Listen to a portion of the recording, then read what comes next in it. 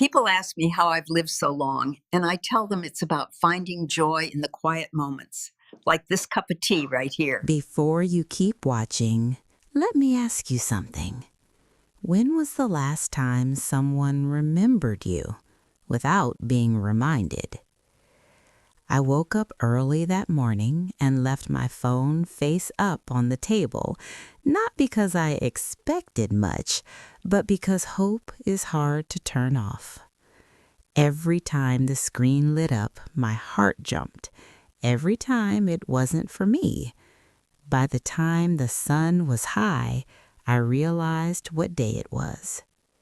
It was my birthday, and not one person had even texted.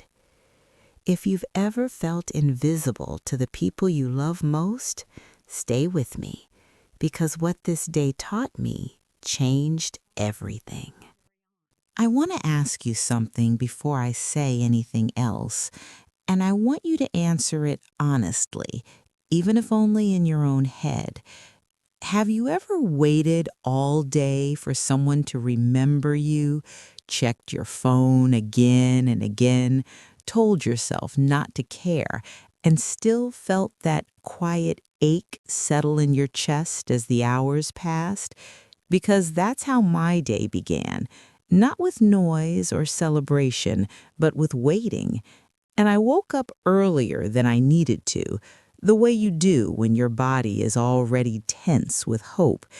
And before I even got out of bed, I looked at my phone, face up on the nightstand, because on days that matter, you don't hide it, you keep it where you can see it. And there were no messages, no missed calls, nothing. And I told myself it was still early. People have lives. People get busy. The morning rush is chaotic. So I pushed the thought aside and went into the kitchen, moving slowly, listening to the house creak the way it always does when it's just you and the walls. And I made myself a cup of tea, the same kind I've been drinking for years, and sat down at the table, the same table where I've celebrated everyone else's milestones, and I waited. And the thing about waiting is that it feels productive at first, like you're doing something meaningful, like patience will be rewarded. But after a while, it starts to feel heavy, like time itself has decided not to move. And as the minutes stretched into an hour, I checked my phone again, not urgently, not desperately, just casually enough to pretend it didn't matter. And when there was still nothing, I reminded myself of all the reasons people forget things, all the excuses I've perfected over the years, because believing people are busy hurts less than believing you're forgotten. And I sat there, sipping my tea as it slowly went cold, watching the morning light crawl across the floor, thinking about how strange it is that a birthday can feel like any other day when you don't tell anyone it's coming, when you don't make plans, when you've learned that hoping too much only sets you up to be disappointed.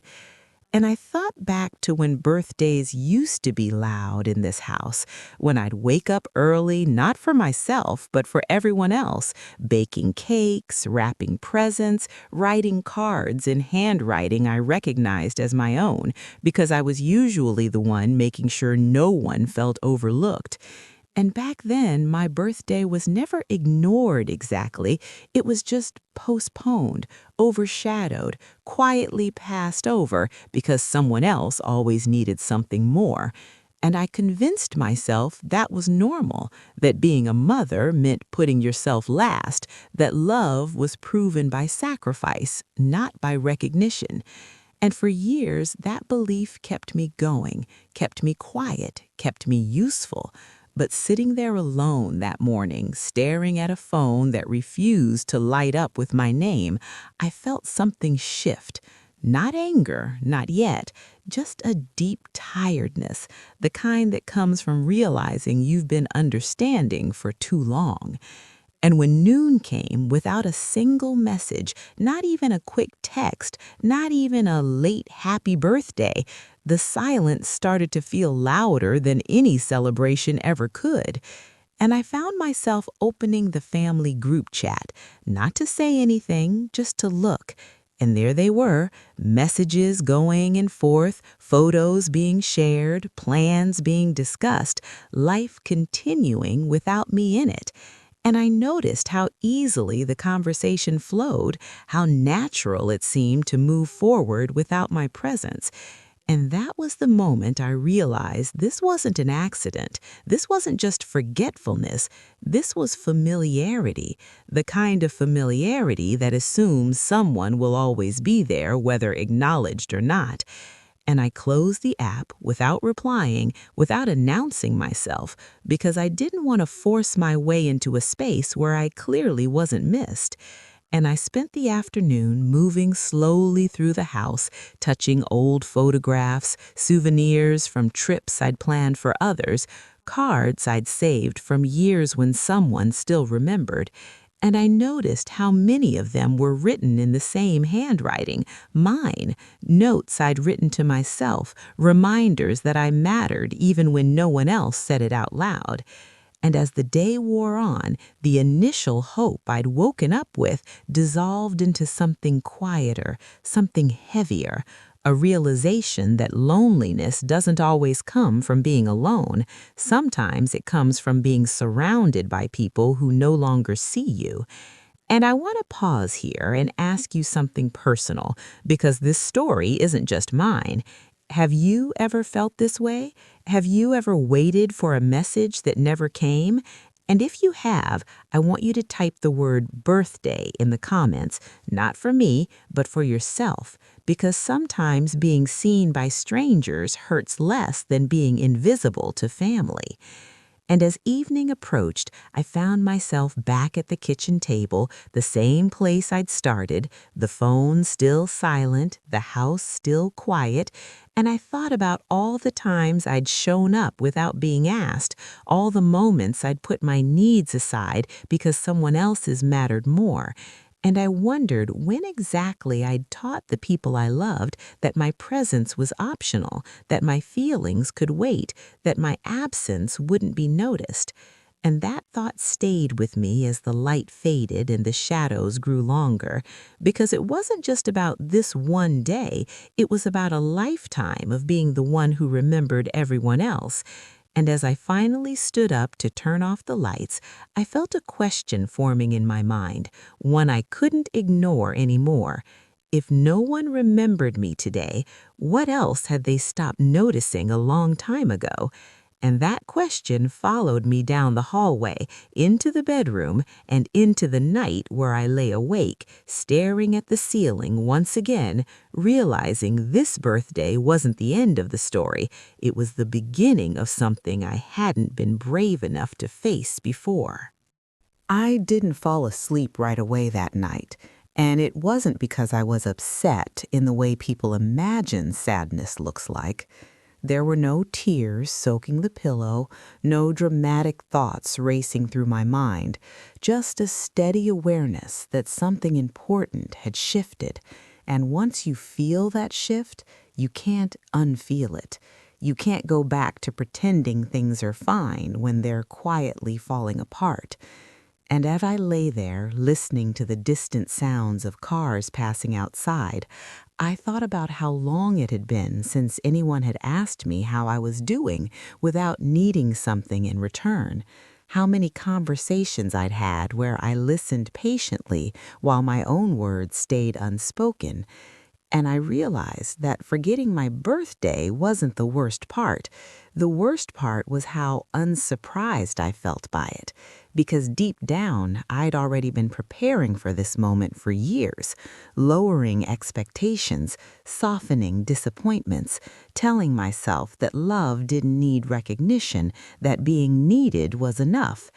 And yet here I was, wide awake in the dark, finally admitting that being needed is not the same as being loved. And that realization hurt more than the silence ever did, because it meant I'd been confusing the two for most of my life. And the next morning, when I woke up, the day after my birthday felt strangely different, not heavier, but clearer, like fog lifting after a long night. And I picked up my phone again, not with hope this time, but with curiosity. And there it was, a single late message, short, casual, sent without urgency. Sorry, busy day yesterday, followed by a simple, happy belated. And I stared at it longer than I should have, not because I was grateful, but because it confirmed everything I'd felt the day before, that remembering me was an afterthought, something squeezed in once there was time. And I didn't reply right away, not out of spite, but because for the first time, I didn't know what I was supposed to say, because thank you felt too small, and pretending it didn't matter felt dishonest. And I wondered how many times I'd done that before, how many times I'd accepted crumbs and convinced myself it was a full meal. And as the days passed, I started noticing things I'd ignored for years, how calls were only returned when I reached out first, how visits depended on convenience, how my presence was appreciated, but my absence barely registered. And once you start seeing those patterns, you can't stop seeing them. And I began to understand that this wasn't about one forgotten birthday. It was about a lifetime of being quietly taken for granted. And that understanding didn't make me angry. It made me reflective. It made me look back on my life with a new lens, remembering the choices I'd made, the moments I'd stepped back so others could step forward, the times I'd said yes when I wanted to say no. And I asked myself a question I'd never asked before, not what they owed me, but what I owed myself. And that question lingered, followed me through my daily routines, sat beside me as I drank my tea in the mornings. And I realized that the hardest part about being forgotten isn't the forgetting itself, it's realizing how long you allowed it to happen. And I don't say that with blame, I say it with understanding, because when you love deeply, you don't keep score, you don't demand proof, you give until one day you realize you've given everything away and there's nothing left for you. And somewhere in the quiet of those reflections, I made a decision, not a loud one, not something anyone else would notice right away, but a gentle shift in how I moved through the world. I stopped reaching out first every time. I stopped filling the silence just to make others comfortable. I let calls go unanswered when I was tired. I allowed myself to rest without explaining why. And it was uncomfortable at first, because when you've spent a lifetime being the reliable one, the change feels like abandonment. But over time, that discomfort turned into relief, because I was finally listening to myself. And as weeks turned into months, I noticed something else. Some people drifted further away, not out of anger, but out of habit. And others adjusted. They reached out more, they noticed the distance. And that told me everything I needed to know, because the people who value you notice when you're gone, and the ones who don't. And that truth was painful, but it was also freeing, because it allowed me to stop chasing relationships that only existed when I carried them alone. And I want to ask you something now, something important, because if you're still listening, it means this story touched something inside you too. How many times have you minimized your own hurt just to keep the peace? How often have you told yourself it's fine when it wasn't? And if this story feels familiar, I want you to know you're not weak for caring. You're not selfish for wanting to be remembered. You're human. And as another year passed and my next birthday approached, I did something different, something I'd never done before. I planned a small day for myself, nothing extravagant, just a walk in a place I loved, a meal I enjoyed, a quiet celebration that didn't depend on anyone else's availability. And when that day came, I woke up without expectations, without waiting for my phone to light up. And the difference was subtle but profound, because I wasn't measuring my worth by someone else's attention anymore. And yes, a few messages came in, some on time, some late, some not at all. But for the first time, they didn't define the day, because I'd already claimed it for myself. And I realized then that being remembered by others is nice, but remembering yourself is essential. And as I look back on that birthday when no one even texted, I don't see it as a day of loss anymore. I see it as a turning point, the moment I stopped disappearing quietly and started existing deliberately. And if you've made it this far, I want to leave you with a question, one that matters more than likes or views. If today were your birthday, who would you be waiting for, and would you let their silence define your worth? And if this story reminded you of someone who feels invisible, or if it reminded you of yourself, take a moment to reach out, leave a comment, share your story, because sometimes the smallest acknowledgement can mean everything. And sometimes the most important person to remember is the one listening right now.